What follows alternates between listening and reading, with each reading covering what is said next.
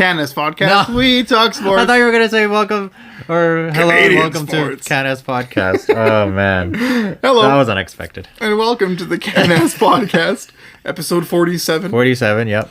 There's one hockey player that we can think of who wore 47, but he ruined he was integral in ruining our Yes. chances in the Stanley Cup Finals. He was also a big player. He was a good player. He did It's really just that well for us. he is known for ruining our chances for the Stanley Actually, I Cup. blame Ty Conklin more than I blame number 47, Marc-Andre Bergeron. Listen, we'll be honest. There's not really too much to go on from the last couple weeks. Not really, no. Yeah, so I think we'll talk. I mean, the Australian Open came and went. No Canadians were really relevant in that. I totally forgot. I noticed the Australian Open was on, but totally flew over my head. Yeah. The Blue Jays signed a relief pitcher. Oh, that's good. Pretty good relief pitcher, actually. That's good. But he's just coming off of Tommy John surgery, so we'll see how that goes. Yeah. 2-year, $9+ million deal for a relief pitcher, which it's a lot of money for the relief arms. So bolstering out the bullpen that clearly needs help. Yep. So that's nice. They made a couple trades as well, but nothing too big. Major. Just Until when spring training starts. At that point, we'll probably start talking more about the Jays. But there's still a few more moves I need to do. The Raptors seem to be sellers at the deadline. They'll probably OG Anunoby has been in rumors for the last few years, but right now there's supposedly a bidding war between the Pelicans and one other team. For Anunoby? For Anunoby, and neither one wants it. The rumors are that it's 3 first-round picks. Well, if you can that's the starting part of it. Yes, is that what Raptors want, or is that no? That's what they're offering. So the Raptors, I think, want more. But it makes sense. Honestly? I think they would want a genuine player to come back for him, but a younger player that they'll have control over for a while. Well, why don't you just get someone from the G League? And then, Yeah. because if you're going to be sellers, you're not really going to try to get to the playoffs, I guess. They're in a tough spot because this is the year to tank completely because you have that one French kid who's absurdly good. And that's why if you can get... But it's too late to tank. They have to lose every single game, and they have to hope that just Orlando wins 20. Well, just at least, what was I going to say? Get a better chance at a better pick, I guess. Yeah. If you're going to be sellers. Yeah, fair enough. Just trade them for the 3 first-rounders. That's honestly more than I was expecting for Anunoby, to be honest. And then you'll be kind of good in the next couple years. Yeah, it's fair enough. I mean, high picks are more valuable in the NBA than in any other league, right? Yeah. NHL, you got a lot of really good second-rounders. NFL, you get really good 7th-rounders. Yeah. Mr. Irrelevant last year, Brock Purdy, was integral in bringing the 49ers all the way to the NFC Championship game. After everyone got hurt, yeah. Yeah, right? Baseball, you have 30th round picks that become relevant in the league as well. NBA, though, I don't there's very little second round picks that are relevant. But Yeah. the biggest thing to come out of the Raptors is will OG be traded? 1. 2, will Freddie VanVleet stay with the Raptors after this season? That's the biggest question right now. My answer for both of them is yes, OG gets traded, and no, VanVleet leaves. VanVleet leaves? I think so, man. He's a very good point guard. He's huge for us, but I think he needs another guy, a running mate with him, and he doesn't have that with the Raptors. I think Raptors need to go on a bit of a rebuild. They get rid of Freddie, they get rid of OG, they get rid of Siakam, they build around Barnes, Gary Trent Jr., Yeah. those guys. Go there, bring in some good veterans to help guide them the way, right? Teach them the right ways, and then go from there. But we'll see. That's really all for the Raptors, though. And then you have hockey. Before we go to talk about wrestling, yes. Lately there has been a big storyline in WWE, revolving around the top champion Roman Reigns and a Canadian wrestler in Sami Zayn. There's also a Canadian wrestler in that storyline at the beginning, Kevin Owens, who's from Quebec. But Sami Zayn right now is feuding with Roman Reigns for the title. And the next pay-per-view is in Montreal, which is Sami Zayn's hometown. But because of what happened in the Royal Rumble, one of the major pay-per-views in WWE, where Cody Rhodes won the Royal Rumble to get a chance at the title in WrestleMania, which is the major event in WWE.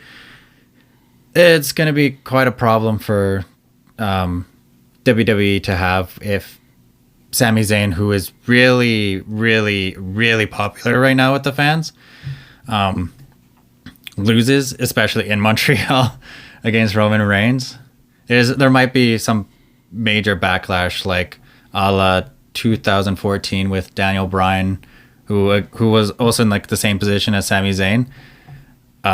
Basically, the fans forced management in WWE to basically give Daniel Bryan the title in WrestleMania after Batista, who was Dave Batista, who returned that year and won the Royal Rumble. He went on to in the main event match at WrestleMania, but because of what happened with Daniel Bryan, they were forced to put Daniel Bryan in the main event too, and he eventually won. That's kind of like the similar situation with Sami Zayn and Cody Rhodes. So Sami Zayn's going to win. We know that. Who knows, to be honest. But if it doesn't go that way, fans are going to be pissed. Anarchy. Yep. Basically. But that's basically the major thing that's going around in Canadian wrestling, yeah. Which is very interesting. I'm going to keep an eye on that because it's really good storytelling by everyone involved. So. Yeah, it's interesting. It sounds like it'll be there. Yeah, so when's the pay-per-view? WrestleMania is in March, and Elimination Chamber, which is the next pay-per-view, is this month. So interesting. It is very interesting. All right, so we'll have probably some more wrestling stuff to let you know about in the next if it involves Canadian weeks. Wrestlers, but yeah. But you know what does involve Canadians? Hockey? Predominantly Canadians is hockey. NHL. We just had this conversation. So the top 3 Canadian point scorers in the NHL are all on the Edmonton Oilers. Top 3? Oh, Canadian. Yeah. Yeah. I have Connor McDavid, and then tied in second place amongst Canadians, Ryan Nugent-Hopkins and Zach Hyman. They both have the same points? Yeah, they both have 57 points. Dang. Isn't that ridiculous? They're both like career I thought years. Nugent-Hopkins had 60. I don't think so. We'll fact check ourselves right now. Yeah. But no, But still, that's pretty impressive for top 3 Canadian players to be all from one team. They all have 60. You're right. They both have 60. They both have 60. Connor McDavid has like 90 something. Connor McDavid has 92 points. He's 20 points ahead of the next non-Oiler. Wait, non-Oiler, Pasternak. okay. He's only 16 points ahead of Draisaitl. Yeah. But I saw in Draisaitl's media scrum, he's like, yeah, I'm not happy with how I'm playing right now. And they're like, dude, you're second in the league in points. How are you not happy? He's like, yeah, I mean, I know, like, maybe the points don't reflect it, but I'm still not happy with how I'm playing. I'm like, oh, man, these guys are motivated to win. And it kind of sucks because everyone is stepping up, even the defense, surprisingly. But I still say we need defense in Edmonton. Think so, yeah. But I think we're the closest we've ever come to a genuine championship caliber team. Like, we definitely turned it around in the last, like, month or so. But honestly, like, Jack Campbell started playing really well. Stuart Skinner's being Stuart Skinner, so he's doing really well. Our bottom 6 scoring has definitely stepped up. That's what I think is being the biggest part. The bottom 6 contributions. Yeah, because the top 6 players, they're doing what they're doing. They're trying to pull the team to the playoffs. Mm-hmm. But then, like the last month or so, the bottom 6 have definitely stepped up. The bottom 6 has I think I remember seeing a stat. I don't remember the exact numbers, obviously, but I'm pretty sure that in the first 24 games to the next 24 games, they've more than doubled their goal contributions. I see bottom that, 6. Or, sorry, not even just bottom 6. Players not named McDavid, Draisaitl, Nuge, and Hyman. Those 4 were, like, I'm going to say something ridiculous, like 75 to 80% of the goals. In the first 24 games, they are down to, like, 45% in the second 4. Dang. And it's not that it's not that they're playing garbage or awful. Yeah, they're not getting 7 points a game anymore, but it's insane. And the most incredible part, like, yeah, Nuge's goals, a lot of points are coming off of the power play, but he's playing in his own line with Janmark and Kostin. Like, that third line like right now is Kostin, ridiculous. dude. That Klim Samorukov is and Klim Kostin. Yeah. Oh, Great deal. There's some people who still hate it, apparently. how? I don't know. This Stoney Plain Rob or whatever his name is, the most incompetent Oilers fan I've met in I've just seen in my entire life. He's like genuinely an idiot. He's complaining over Klim Kostin costing a Samorukov. I'm like, well, what's the point? Like, Samorukov was not going to play. he wasn't going to play, and he's like maybe our 10th best overall defenseman, and if that. And he's like, oh, we could have easily gotten him for nothing off waivers. I'm like, so. But we need to. We got to give. Like, we're in a money in, money out. Yeah, I was gonna say, like, we need to give money out. It might not count towards the cap, and it might not count towards this, but you still have to pay him all this money. Yeah. Like, come on, like, how idiotic do you have to be? But people. And the contracts too. Like, I think you can only have like 50 contracts. Yeah, we're at like 45 or 44. But still, that's still pretty close. Still a lot. Yeah. But even then, again, it's still $900,000 that Daryl Cates has to pay out. Yeah, exactly. Right. So I don't get people. I don't understand, man. Like, but deadline. I think yes, he leaves. I think that's almost guaranteed. Mm-hmm. Which is unfortunate. I like the Bison King, man, but. He needs to. I think he needs like if he wants to stay in the NHL, he needs a change of scenery for sure. I think so. It's I don't think it's anything against him. No, I can see why, like, you're playing with two of the best players in the NHL, and I would get really nervous playing with McDavid or Draisaitl, trying to either keep up or at least not screw up, costing us like the puck and possibly a goal kind of thing. So I can see why, like, if it's confidence wise, then yeah, it's totally understandable. Yeah, he has no confidence right now, and it shows, which is unfortunate. But he's a good guy, man. He's such a good guy. But we'll see. We'll see what happens. He'll go somewhere. And then it depends. I think they're just waiting on what happens with Yamamoto. Like, if Yamamoto comes back at a reasonable time, then they'll get rid of Puljujärvi so that we can get somebody in. But I think a shutdown defenseman, like a big shutdown guy, is really what we need, just to play those physical minutes in the playoffs. Mm-hmm. Isolate Broberg a little bit more, cover and defend him a little bit more. Because Broberg's playing really well, but he's playing third pairing minutes, right? Yeah. I don't think it's realistic to expect him to play top 4 minutes when he gets into the playoffs. Yeah, that's not going to happen. And we need somebody who's going to play top 4 minutes. But. So I would say, like, position-wise, it'd be bottom pairing D, or at least like top. I would say I'd say top 4D, just so Nurse doesn't play as much as he is. The playoffs, we're going to do 11-7. There's no question. Yeah. That's it helps because we have forwards who can play a lot of minutes. It puts McDavid in like mismatches all the time. Yeah. And we have 11 like very good forwards. Like Warren Fogle, you know what? People don't like him because of his contract and everything, but Warren Fogle is a top 9 forward in most of all NHL teams right now. Mm-hmm. And I guess it sounds like me being a homer. I get it, but Warren Fogle, and he's not even playing anywhere remotely close to what his potential is. Like how good he can play. So he's a big body. He can kill penalties. He doesn't need to be on the power play. He will finish hits. I was gonna say he won't even be on the second line power play anyway. Brian McLeod's our 4th line center right now. Honestly, like I was saying, we would need I would want a top 4D, a bottom pairing D, and then maybe like either a third line center or second line center.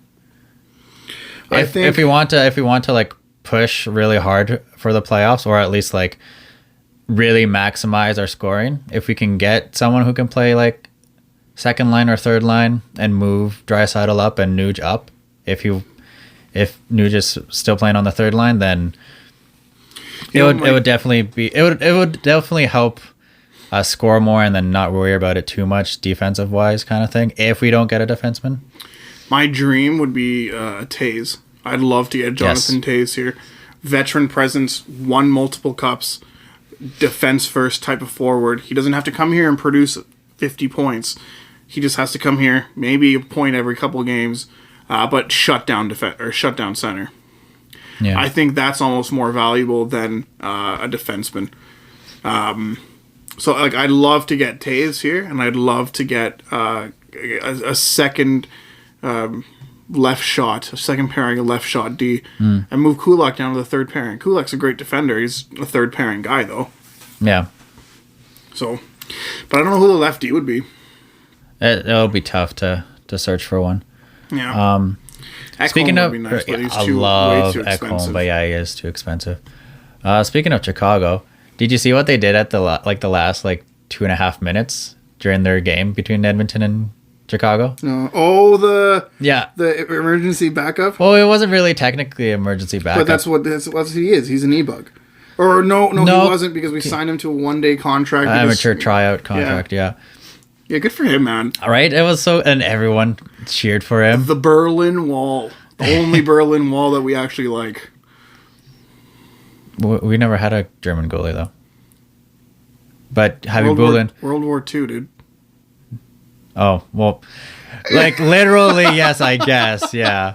But I was gonna say we did have Javi Bulin, but he was the Bulin Wall. The Bulin Wall. Yeah. Yeah, I know the Berlin Wall's. Good for him, man. Yeah. I hope he passes psych midterm, by the way. I hope he did really well in that psych midterm. Probably too jacked because he played in the NHL for 2.5 minutes. You missed the perfect opportunities also. He was probably too psyched.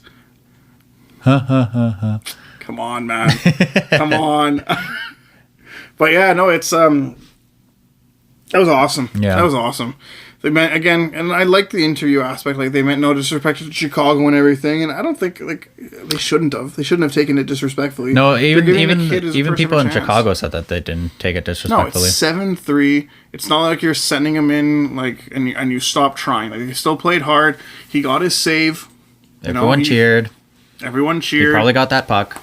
100%. 100% he did. And he gets the jersey and everything too. Like, and he's not even one of the he's not the starter for the Golden Bears. Hey? He's like their backup. Really? Yeah. I guess the starter was too busy studying, maybe. Maybe. I don't know. And Berlin was like, I don't need to study. I can come in. Yeah, I mean, oh man, that kid. I'm surprised he didn't fall on his face when he first skated into the rink. Everybody was so pumped for him. Yeah. Good for him, man. Good for him. It's a good story. Great leadership by McDavid to instigate that, and the rest of the boys to encourage it. Yeah. I think that's a huge positive. And we'll see. Like, at the end of the day, I think if we get one, Taves too, for the leadership that he brings, you know what I mean? Like, he's Captain Serious. Like, I don't know. What package do you think would have to be sent to Chicago for Taves? Like, this is what I'm thinking. Well, it's going to be it has to be 50% retained by Chicago. Minimum. Yeah. So it's going to be maximum, because that's the maximum. Well, I guess so. No, it would be Puljujärvi for sure. Would have to go the other way. I would say 2 first rounders. Or even Fogel. First rounder and Reed Schaefer. I'd say 2. I think Reed Schaefer can replace the other first rounder. It's his last year of his contract. For Taves? Yeah. He's a pending UFA after this one. Look at what Bo Horvat fetched. Who's a better player? It's Jonathan Taves. He has a championship pedigree, but Bo Horvat has significantly more points. Mm-hmm. Right? So I think Horvat's value is a lot higher than Taves. I think from that trade, because we can just go to it now. Chicago traded their superstar Bo Horvat to. Did I say Chicago? Yeah. Oh, my bad. Hilarious. Sorry. Vancouver. We're staying with Canadian teams. Traded their superstar Bo Horvat to the Islanders for Anthony Beauvillier, Aatu Räty, and a protected 2023 first round pick. So Beauvillier was a salary cap dump by the Islanders. Mm. But he's still a really good player, though. Yeah, but it's a salary cap dump. No, yeah. Right, it would be the equivalent of Puljujärvi being involved in that trade for Taves. Right? Yeah. Aatu Räty is okay, but he's Reed Schaefer is a better prospect. Just flat out is. Yeah. And then the protected first round pick. Yeah, that's if Islanders don't make the playoffs this year, we'll go to next Which year. I can see them not making it because Right, the East but- is really strong. So that said, though, like it would just be an Oilers unprotected first rounder this year. Hope to God that we end up still making the playoffs, But the way we're playing, I think we will. But I think that the extra, so Reed Schaefer first and Puljujärvi, we might have to send in like a third round pick as a kicker for them to retain 50% of Taves. But then I can see that. Then you get a prospect and a first round pick for a guy who will be leaving right away. He's not coming back to Chicago. There's absolutely no way. No, and then he is probably still going to ask around, maybe not the 10 mil, but like around that. He might ask for like 6. Yeah. Six, Which is still 6.5. Which is still pretty Well, it expensive depends. for us. If he wants to come back and win a championship, like he could take like a $2 million deal somewhere else. He's made his money. Yeah, doesn't he need won to his make any more championships. money. He's well. That's the thing. What does he rather have money to retire or win more championships? No, but it's either or. Yeah. There's no team in the NHL right now that is a genuine championship contender that has cap space to fit Taves in for $6.5 million. Oh yeah. No, there's Not one. there's none. No, it would be smart if like Colorado's going to be in on Taves next year for sure. Maybe even Colorado- this year. Well, probably maybe this year. You're right, but I don't think they have enough to offer for that. Yeah. But we'll see. I think, yeah, there's a chance. And then Vancouver clearly is now full blown, just giving up on the season. They're gonna have to get rid of a couple more players. Tyler Myers will go for sure. You might have another forward to go. JT Miller's an absolute cancer. They're not getting rid of him anytime soon. He's just signed an 8-year deal with them too, and Yeah. it's so expensive. But that is such a horribly run team right now, organization as a whole. Like that's just awful. First off, if you're going to tank for Bedard, do it from the beginning of the year. Yeah. They're not going to be in the bottom 5 of the league. They're not. That's not happening. And didn't the NHL change the rules where you can only move up a certain amount of picks I think it's anyways? like 3. So Yeah, they're not finishing anywhere remotely close to No. that. Like, and not just that, you sign your locker room cancer to a long-term deal. very expensive You long-term deal. Very much so. You Yeah. treat your coach like absolute garbage. Like, that's an awfully run team. And that's right why now. the fans are just Friends revolting. are, and yeah. as they should be. They should, I yeah. don't usually feel bad for Vancouver Canucks fans, but I feel bad for them in this situation. Like Yeah. that's just an awful run organization right now. And that's coming from an Oilers fan. We've had an awful team, awful Yep. organization for That a is decade. true. Decade plus. I feel for them, man. Hopefully they can get their lives together. Another team who needs to get their stuff in a bunch. It's Calgary Flames, man. Yes. They're not going to make They're the not- playoffs no. if they don't pick it up. And for me, the biggest thing is just their goalies need to start playing the way that they can. Well, Vladar is playing well. It's Yeah, just but their- Vladar is the backup. I know their starter. Jacob Markstrom needs to play well. like Jacob Yeah. Markstrom. Jacob Markstrom needs a 9-10 plus save percentage at least. If you get a 9-10 save percentage from your starting goalie, you're winning 80% of your games in Yep. Calgary. That's a good team. We said that from the beginning. That's a freaking sensational team. We just never expected their goaltending to be the problem because their goaltending was like their best part of the Yeah. team. It's awful. I don't understand. Yeah. But, Toronto's already celebrating about the winning of that they won the cup. So that's That also surprised me because Samsonov and Murray are playing really well. yeah, but wait until the playoffs start. Their Yeah. issue has always been the playoffs. Every single They year. always do well in the regular season. Just playoffs. They're is not getting their past issue. Boston. That's for sure. They won't even get past No. Tampa Bay in the first round. I don't think. No, they will. I don't think they will. No. They pretty much have to finish first wild card in order to not play Tampa. But even then, they're not getting past Carolina. True. Yeah, they have it tough. The East is ridiculously strong. Yeah. Ridiculously strong. That said, I do think a Western Conference team will win the cup this year because I think East is gonna kill themselves. Yeah, East is just gonna demolish each other, and then the West will just have a nice little cakewalk. No, not a cakewalk, but an easier path to the finals than the East. The Central's good. I think. I actually think Winnipeg makes it out of the Central. Yeah, I can see that. I think because like Dallas, I think they can make it past. Like Dallas is a good team. Nashville, no. No. St. Louis, no. Colorado, if they If even they pick make it the up, yeah. playoffs, It's just their best player, their top players are injured, so Yeah. can't really like give him too much tough criticism, I guess, instead of Too much of a hard time. yeah, I don't want to swear, so but yeah, so You know, I take it back. I think Winnipeg makes it to the second round this year. They lose to Dallas. Dallas is good. Dallas loses in the conference final to Edmonton. Edmonton wins the cup this year. That'd be the dream, man. That would be the dream. Though all the Canadian teams, I think we have the easiest trajectory to the finals. Because Winnipeg has to make it past Dallas and or St. Louis to make it through. Any of the top, and the Central Pacific teams, is not yeah. very strong. No. You have LA, you have Seattle, not great team. You have Vegas, who's okay, but yeah. not a sensational team. Plus, Edmonton's had their number. We've won both our games against them so far this year. And then the East is just absurdly strong too. And Toronto will not make it out of the first round again this year.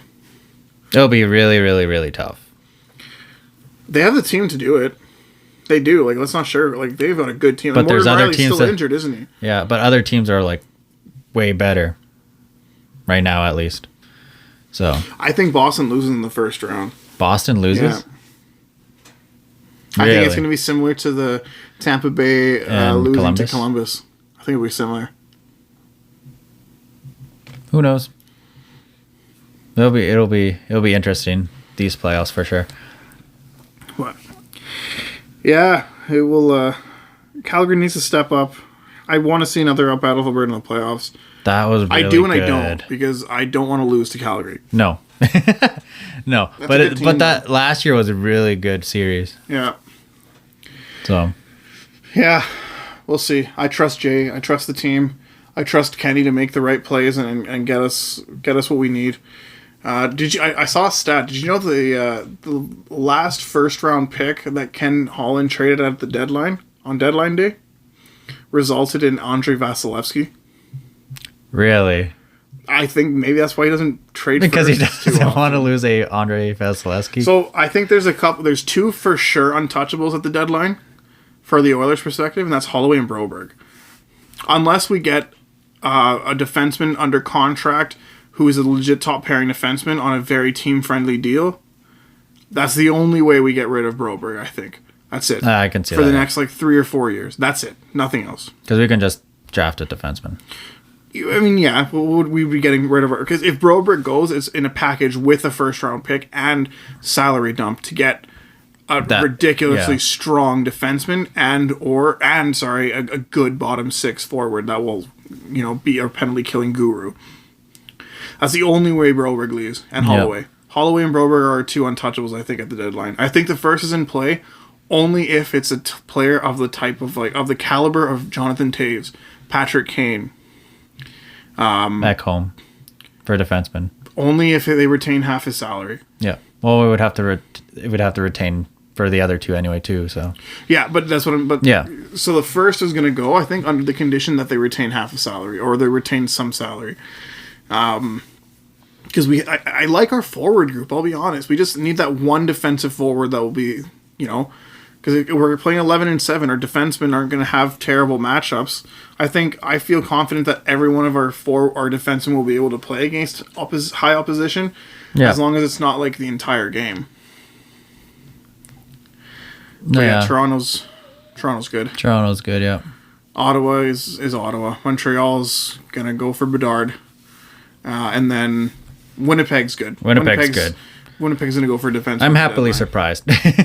But they have to win this year because half their team is pending UFAs, or their biggest contracts are pending UFAs this year. Mm-hmm. So we'll see. We'll see. That's gonna be a big change for them. But anything else? I don't think we have anything. Not really. We kind of touched base on everything that we wanted to talk about. Beauty. Cool. All right. Well, thank you everybody for listening to episode 47 of the CANAS podcast. I won't tell you we'll see you next week because I don't know if we will or not. Yeah. We'll see you at some point in the future. Yeah. Some point in the future. All right. Thank you everybody, and we'll see you later. Bye.